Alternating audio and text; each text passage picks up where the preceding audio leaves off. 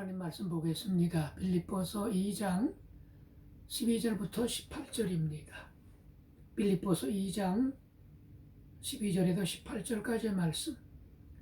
그러므로 나의 사랑하는 자들아, 너희가 나 있을 때뿐 아니라 더욱 지금 나 없을 때에도 항상 복종하여 두렵고 떨림으로 너희 구원을 이루라. 너희 안에서 행하시는 이는 하나님이시니 자기의 기쁘신 뜻을 위하여 너희에게 소원을 두고 행하게 하시나니 모든 일을 원망과 시비가 없이 하라. 이는 너희가 흠이 없고 순전하여 어그러지고 거스르는 세대 가운데서 하나님의 흠없는 자녀로 세상에서 그들 가운데 빛들로 나타내며 생명의 말씀을 밝혀 나의 다름질이 헛되지 아니하고 수고도 헛되지 아니하므로 그리스도의 날에 내가 자랑할 것이 있게 하려 함이라. 만일 너희 믿음의 제물과 섬김 위에 내가 나를 전제로 드릴지라도 나는 기뻐하고 너희 무리와 함께 기뻐하리니 이와 같이 너희도 기뻐하고 나와 함께 기뻐하라. 아멘. 앞단락인 2장 5절에서 11절은 초대교회가 믿고 고백하고 찬송한 그리스도 찬미가입니다. 당시 교회가 예수님을 어떤 분으로 믿고 고백했는지를 보여주는 귀중한 찬송가입니다. 특히 예수님께서 보여주신 섬김을 강조하지요. 하나님이셨던 그분이 우리를 섬기기 위해 자신을 비우고 낮추셔서 이 땅에 종의 모습으로 오셨습니다. 마침내 목숨까지 십자가에서 내어주셨습니다. 왜 바울이 이런 내용을 편지에 담았을까요? 빌립보 교회가 예수님을 닮아가기를 바라기 때문입니다. 과연 우리가 예수 그리스도를 본받을 수 있을까요? 완전히 본받을 수는 없겠지요. 하지만 우리 생애 전체를 통해서 점진적으로 그리스도를 닮아가는 것은 가능하다고 말씀합니다. 11절 보십시다. 그러므로 나의 사랑하는 자들아, 너희가 나 있을 때뿐 아니라 더욱 지금 나 없을 때에도 항상 복종하여 두렵고 떨림으로 너희 구원을 이루라. 빌립보 교회 성도들은 이미 구원받았습니다. 그런데 너희 구원을 이루라고 합니다. 구원받았으면 받은 것이고 또 못 받았으면 못 받은 것이지 구원을 이루라는 것은 무슨 말입니까? 글을 쓸 때 보통 기승전결순으로 쓰지요. 그래야 글이 매끄럽고 논리나 전개가 자연스럽습니다. 또 공감을 자아내거나 감동을 주기가 좋기 때문입니다. 즉 글을 쓸 때 단계가 있다는 거죠. 조금 다르지만 구원도 단계가 있습니다. 첫째는 칭의, 둘째는 성화, 그리고 셋째는 영화 단계입니다. 칭의는 내가 예수 믿는 순간 하나님이 나를 의롭다고 인정해 주시는 단계입니다. 둘째 단계인 성화는 예수 믿고 의롭다고 인정받은 내가 믿는 사람답게 살아가는 단계입니다. 셋째 영화는 이 땅의 삶을 마치고 천국에서 사는 단계입니다. 시간의 길이로 치면 칭의는 아주 짧지만 성화는 아주 긴 시간이 걸립니다. 신앙생활 전체가 성화의 기간이라고 할 수 있습니다. 12절에서 구원을 이루라는 것은 바로 성화의 단계를 잘 밟아가라는 뜻입니다.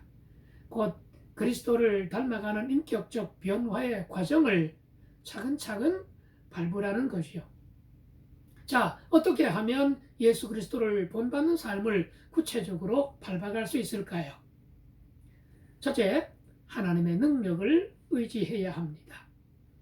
여러분, 구원을 너무 어렵게 생각해도 문제고 너무 쉽게 생각해도 문제입니다.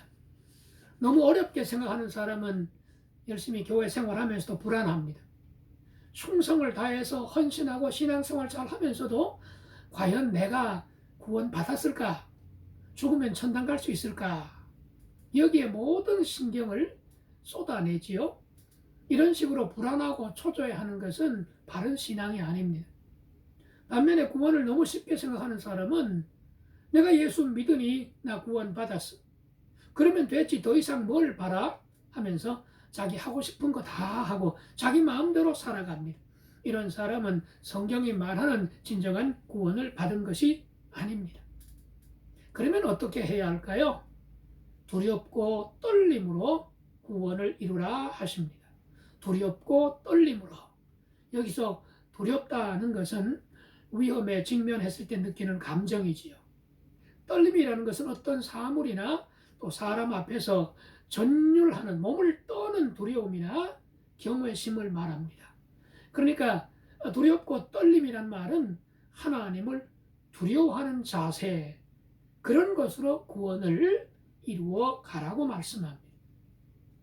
끝날 때까지 끝난 것이 아니라는 말을 많이 듣지요.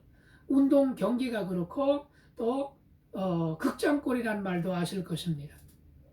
그야말로 정규 시간은 끝났는데 연장 조금 더 시간을 주기도 하죠. 종료 휘슬이 울리기 직전에 경기 결과가 뒤집어지기도 합니다. 그걸 극장골이라고 합니다. 줄곧 선두를 지키다가 마지막 홀에서 역전당하는 골프 경기도 있습니다. 신앙의 경주도 그렇습니다. 잘 믿는 것 같다가 마지막에 엉뚱한 길로 가는 사람도 있습니다. 그래서 오늘 바울은 빌립보 성도들에게 너희 구원을 두렵고 떨림으로 이루라고 합니다. 여기 이루란 말은 성취하라, 애써 완성하라는 말씀입니다. 공부하기 싫은 아이들, 그래도 엄마가 옆에 있으면 억지로라도 공부하는 척이라도 하는데 엄마가 없으면 금방 인터넷 게임에 빠져듭니다. 왜 그럴까요? 아직 철이 없기 때문입니다. 바울이 빌립보 교회에 있을 때는 성도들이 바울이 본이 되고 바울을 본받으려고 했을 것입니다. 그런데 지금 바울은 멀리 떨어진 감옥에 갇혀 있습니다. 바울로서는 그게 좀 걱정일 겁니다. 그래서 나 있을 때뿐 아니라 더욱 지금 나 없을 때에도 항상 복종하여 두렵고 떨림으로 너희 구원을 이루라고 말하는 겁니다. 내가 여러분과 함께 있을 때보다 멀리 떨어져 있는 지금 여러분이 더 힘을 다해서 두렵고 떨림으로 바른 믿음의 길을 걸어가라고 권면합니다. 이른바 믿음의 철이 든 성도가 되기를 바라는 겁니다. 우리가 오프라인으로 예배를 드리든 온라인으로 예배를 드리든 어떤 식으로 예배를 드리든지 간에 그 예배 드리는 것이 변함이 없다면, 한결같다면 그는 철이 든 성도입니다. 오늘 영상으로 수요 기도회에 참여하는 분이 계시다면 아마 철이 든 교우가 아닐까 싶습니다. 13절 보시죠. 너희 안에서 행하시는 이는 하나님이시니 자기의 기쁘신 뜻을 위하여 너희에게 소원을 두고 행하게 하시나니.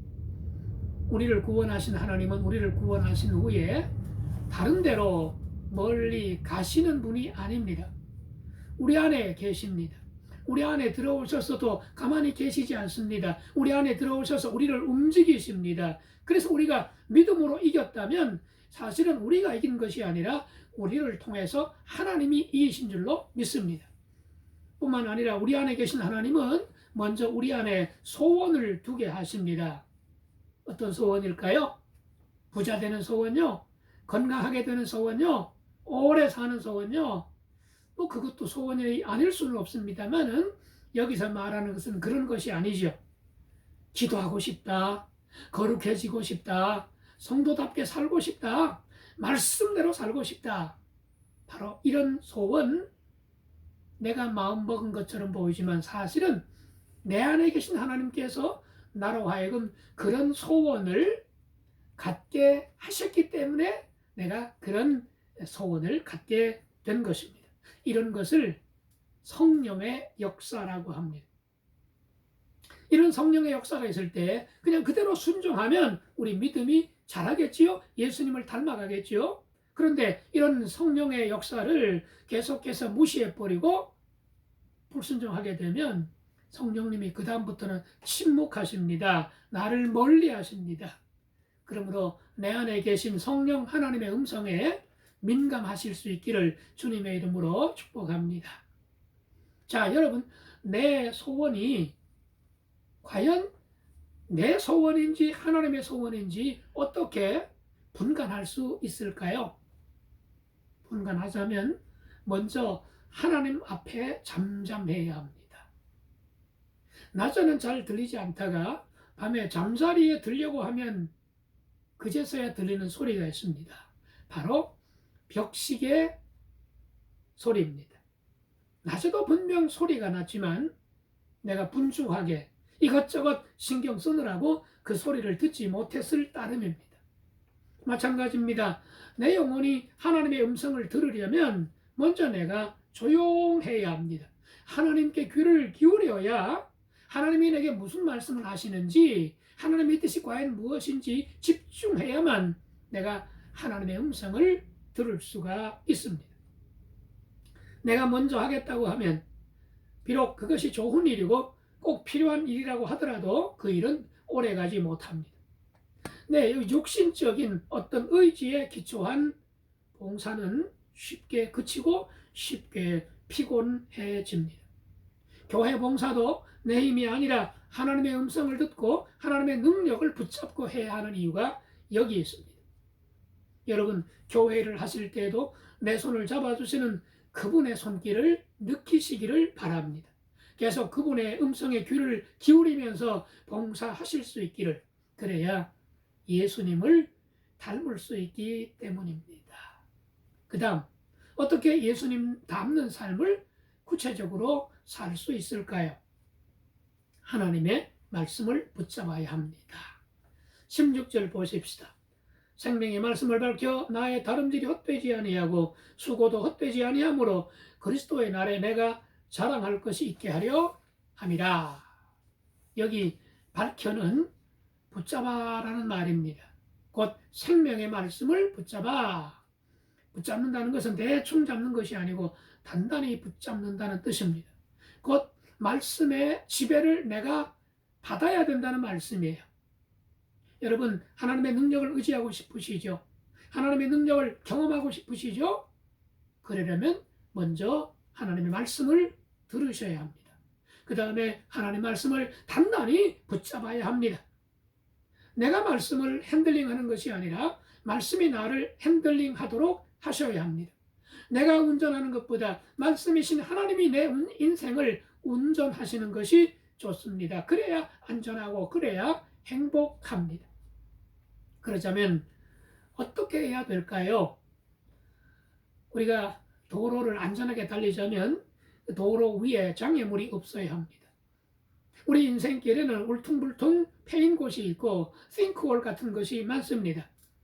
오늘 본문에서는 두 가지 장애물을 이야기합니다. 하나님의 능력을 덧입으려면, 예수 그리스도를 닮아가려면 이 두 가지를 치워야 합니다. 바로 원망과 시비입니다. 원망과 시비가 없이 하라. 원망은 하나님에 대한 불신에서 시작합니다. 저 이스라엘 백성들 광야에서 걸핏하면 원망했습니다. 왜? 하나님에 대한 신뢰가 부족했기 때문입니다. 시비는 사람에 대한 불신에서 시작합니다. 이렇게 하나님에 대한 불신과 사람에 대한 불신이 원망과 시비를 부릅니다. 이렇게 되면 관계가 뒤틀리고 꼬이기 마련입니다. 삶의 기쁨도 사라지고 봉사에도 감사가 없고 기쁨도 누릴 수 없습니다. 마지막, 예수 그리스도를 닮아가는 셋째 구체적인 방법은 바로 하나님의 사람들을 섬기는 것입니다. 그저 원망과 시비가 없는 것만으로는 부족합니다. 좀 더 적극적으로 나가야죠. 바로 하나님이 내 주변에 보내주신 이웃 사람들을 섬기고 사랑할 때 우리는 예수님을 더 많이 닮아가게 됩니다. 테레사 수녀가 이런 말을 남겼습니다. 내가 남들에게 섬김을 받을 때 나는 인간적인 기쁨이 있다. 그러나 내가 이웃을 섬길 때는 내게 신적인 기쁨이 있다고 했습니다. 17절 보실까요? 만일 너희 믿음의 제물과 섬김 후에 내가 나를 전제로 드릴지라도 나는 기뻐하고 너희 무리와 함께 기뻐하리니. 바로 구약의 희생제사 용어를 인용하여 말합니다. 제사를 드릴 때에 희생제물 위에 술을 붓고 제물을 불태워 하나님께 바칩니다. 바울은 빌립보 교인들이 그저 예수 믿고 구원 받은 것으로 만족하지 말고 앞으로 나아가라는 거예요. 섬기라는 겁니다. 예수님이 이 땅에 오셔서 섬기셨듯이 여러분도 이웃을 섬기라는 거예요. 여러분이 그렇게 하신다면 나는 여러분의 그 희생과 섬김 위에 내 몸 전체를 아예 불사르는 것처럼 그렇게 살겠다고 말하는 것입니다. 이런 말이 있습니다. 조금 섬기면 불평이 생기고 섬기는 척하면 짜증이 난다. 그러나 자신을 불사를 정도로 섬기면 온전히 기뻐할 수 있다. 여러분 어떻게 섬겨오셨습니까? 앞으로는 또 어떻게 섬기면서 사시겠습니까? 하나님 앞에 하나님을 위하여 그리고 하나님이 붙여주신 사람들을 온전하게 섬길 때에 우리 모두에게 온전한 기쁨, 예수님을 더 닮는 축복을 주실 줄로 믿습니다. 기도하겠습니다. 하나님 우리 아버지, 오늘도 말씀을 통해서 우리에게 어떻게 하면 예수 그리스도를 좀 더 구체적으로 닮아갈 수 있을까 하는 말씀 들려주셔서 감사합니다. 하나님의 능력을 붙잡게 해 도와주시고 하나님의 말씀을 붙잡게 하시고 또 하나님이 내게 붙여주신 사람들을 섬기며 살아가게 도와주옵소서. 예수 그리스도를 더 많이 닮아가는 저희 모두가 되게 도와주시옵소서. 예수님의 이름으로 기도드리옵나이다. 아멘.